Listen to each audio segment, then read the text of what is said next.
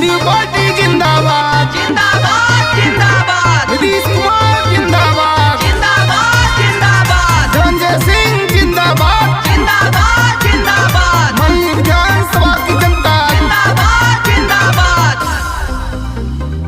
22 में पूरी तैयारी है, मल्ली से जेडीयू की बारी है। 22 में पूरी तैयारी है, मल्ली से जेडीयू की बारी है। 367 की जनता ने ठाना है, ठाना है। तीन निशान वाला